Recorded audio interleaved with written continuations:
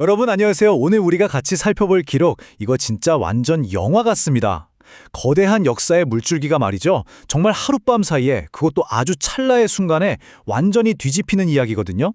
엄청나게 사소해 보이는 것들이 세상을 어떻게 뒤바꿔 놓는지 그 기막힌 원리를 오늘 한번 제대로 파헤쳐 보겠습니다. 자, 그럼 바로 이야기 속으로 들어가 볼까요? 여러분은 역사가 대체 어떻게 그 거대한 방향을 튼다고 생각하시나요? 이 질문요, 오늘 우리가 낱낱이 살펴볼 핵심 텍스트를 관통하는 가장 중요한 포인트입니다. 보통 우리는 뭐랄까, 거대한 군대가 국경을 넘고 치열하게 전투를 벌일 때 역사가 바뀐다고들 생각하시잖아요. 당연히 압도적인 힘과 무력이 세상을 바꾸는 가장 확실하고 강력한 방법 같으니까요. 지도를 다시 그리는 건 결국 무력이라고 믿기 십상이죠. 아니면 억눌렸던 민중이 한꺼번에 들고 일어나는 거대한 혁명이 터질 때일까요? 광장에서 막 함성이 울려 퍼지고 횃불이 타오를 때 시대가 뒤집힌다고 생각하기 쉽죠. 그런데 말입니다.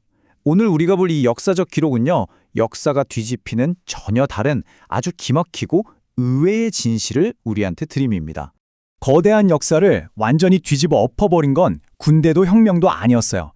믿기지 않으시겠지만 한 여인의 지혜로운 침묵, 한 왕이 겪은 평범한 불면증, 그리고 한 악당의 통제불능한 교만, 딱 이 세 가지였습니다. 진짜 사소해 보이잖아요? 근데 이 자꾸 일상적인 것들이 어떻게 역사의 톱니바퀴를 맞물려 돌렸는지 본격적으로 썰을 풀어보겠습니다. 첫 번째 장면의 주인공 에스터입니다. 그녀는 절대 권력자인 왕의 안뜰로 들어가기 전 무려 3일 동안이나 밥도 물도 끊고 금식을 해요. 그냥 형식적으로 마음을 다잡은 게 아니고요. 자기 민족을 살리기 위해 진짜 말 그대로 자기 목숨을 던지는 엄청나게 뼈저리고 두려운 결단이었던 거죠. 그리고 마침내 왕후의 예복을 차려입고 왕궁 안뜰에 섭니다. 와, 이 순간 긴장감이 어땠을지 한번 상상해보세요. 한 걸음 한 걸음 왕의 얼굴을 보러 걸어가는 그 발걸음. 아마 심장이 터져버릴 만큼 숨막히는 공포와 압박감에 휩싸였을 겁니다. 왜 그렇게까지 무서워했냐고요? 당시 페르시아 법이 진짜 무시무시했거든요. 왕이 부르지도 않았는데 함부로 왕 앞에 나간다? 그건 곧장 즉각적인 사형을 의미했습니다. 예외? 그런 거 절대 없었죠. 에스터는 지금 당장 자기 목이 달아날 수도 있는 어마어마한 위험을 무릅쓰고 그 자리에 우뚝 선 거예요. 자, 숨이 턱 막히는 바로 그 순간 왕이 그녀를 딱 쳐다봅니다. 그리고 자기가 쥐고 있던 금규, 즉 황금 쥐봉을 에스터 쪽으로 쓱 내미는 거예요. 와, 이 행동 하나로 그녀는 목숨을 건졌습니다. 왕은 심지어 나라의 절반이라도 떼어주겠다면서 소원을 말하라고 하죠. 죽음의 문턱에서 순식간에 승리를 거머쥔 그야말로 미친 만전입니다. 근데 여기서 진짜 중요한 포인트가 나옵니다. 에스터가 저희 민족 좀 제발 살려주세요 하고 그 자리에서 자기의 진짜 절박한 목적을 쏟아냈을까요? 아니요.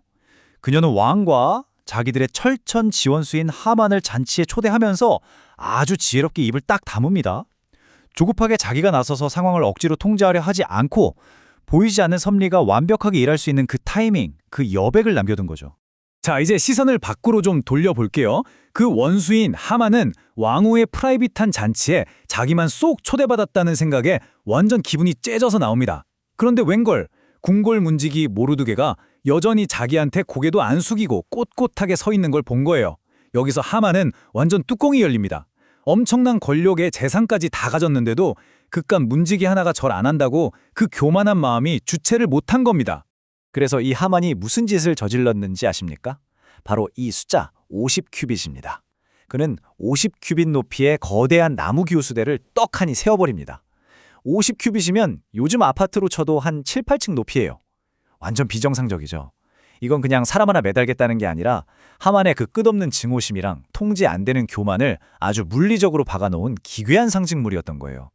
내일 당장 저 눈엣가시 모르드게를 저 꼭대기에 매달아버려야지 하고 아주 잔뜩 벼르고 있었던 거죠. 하지만 여러분, 진짜 소름 돋는 핵심은 바로 이 순간입니다. 기록에 이렇게 적혀 있어요.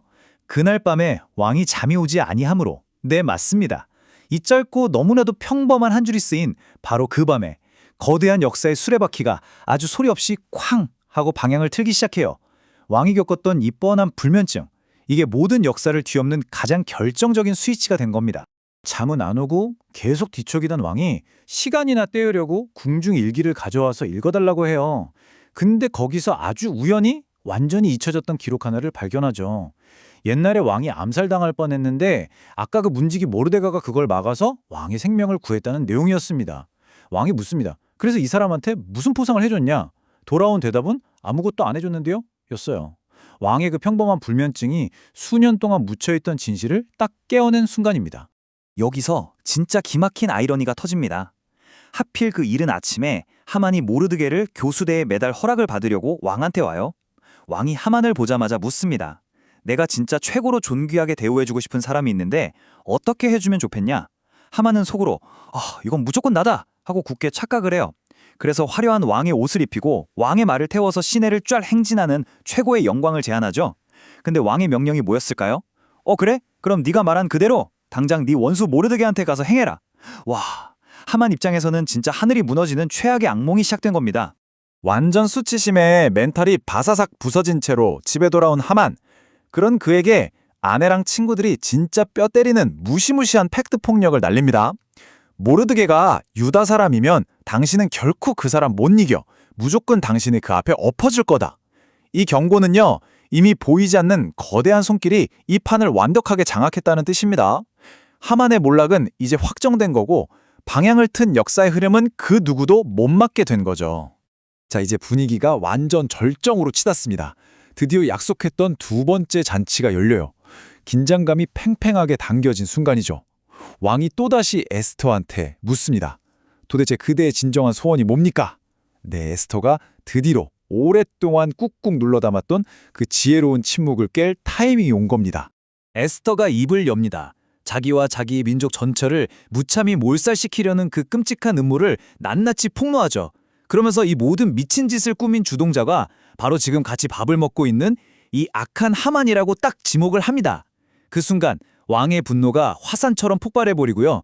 권력의 정점에서 세상 무서울 게 없던 하만은 이제 절대적인 공포와 패닉에 사로잡히게 됩니다. 완벽하게 180도 전세가 역전된 겁니다. 이 피말리는 드라마의 결말, 과연 어떻게 됐을까요? 역사가 보여줄 수 있는 가장 통쾌하고도 궁극적인 아이러니가 여기서 완성됩니다. 마침 신하 중 한 명이 왕이시여, 하만이 모르드게를 매달려고 자기 집에 50큐빗짜리 교수대를 세워놨습니다 하고 보고를 해요. 결국 어떻게 됐을까요? 네, 하만은 자기가 직접 정성스럽게 세웠던 바로 그 끔찍한 교수대에 자기 자신이 매달리고 맙니다. 스스로 판 함정에 자기가 갇혀 죽은 이 비참한 최후를 보고 나서야 왕의 끓어오르던 분노가 가라앉죠. 오늘 우리가 쫙 훑어본 이 역사적 기록은 우리한테 정말 묵직한 메시지를 던져줍니다. 진짜 믿음이라는 건 조급하게 굴지 않고 완벽한 타이밍을 기다릴 줄 안다는 거고요. 자기 잘난 맛에 취해 끝없이 선을 넘는 교만은 결국 자기 무덤을 파게 된다는 겁니다. 그리고 아무도 안 알아주는 것 같은 묵묵한 충성은 언젠가 반드시 빛을 본다는 사실이죠. 근데 무엇보다 제일 인상 깊은 건요, 역사를 통째로 뒤바꾼 그 엄청난 반전이 무슨 대단한 마법이 아니라 왕의 불면증 같은 진짜 평범하고 흔해 빠진 일상들을 통해 완벽하게 세팅되었다는 사실입니다. 재미있는 건 원문 텍스트가 이 역사적인 반전 드라마를 구원이라는 더 거대한 역사의 흐름으로까지 쫙 연결하고 있다는 거예요. 에스터와 모르드게가 겪은 그 피말리던 밤이 지나고 수백 년이 흐른 뒤에 또 다른 캄캄하고 고통스러운 밤이 있었거든요. 바로 겟세마네 동산에서의 밤입니다. 예수님이 십자가에 달리셨던 그 순간을 보면 겉으로는 완전히 악이 승리한 것처럼 보였잖아요. 하지만 그 가장 캄캄했던 밤 역시 죽음을 생명으로 완전히 뒤엎어버린 인류 역사상 최고의 역전의 밤이 되었습니다. 마치 하만의 그 소름 끼치는 교수대가 결국 구원의 도구로 쓰였던 것처럼 말이죠. 자, 이 엄청난 이야기를 마무리하면서 여러분한테 질문 하나 드리고 싶습니다. 혹시 지금 사방이 꽉 막힌 벽처럼 느껴지는 그런 캄캄한 터널을 지나고 계신 분 있나요? 마치 하만의 교수대 앞에 선 것처럼 이제 진짜 다 끝났구나 싶고 절망적이신가요? 이거 하나만 꼭 기억하세요. 세상이 다 나를 등지고 잠든 것 같아 보여도 이 거대한 역사를 이끄는 손길은 단 1초도 졸거나 주무시지 않습니다. 모든 희망이 끝났다고 생각하는 바로 그 칠흑 같은 밤에 여러분의 인생을 송두리째 뒤집어 놓을 그 기막힌 반전의 드라마가 아주 조용히 하지만 완벽하게 준비되고 있을지도 모릅니다.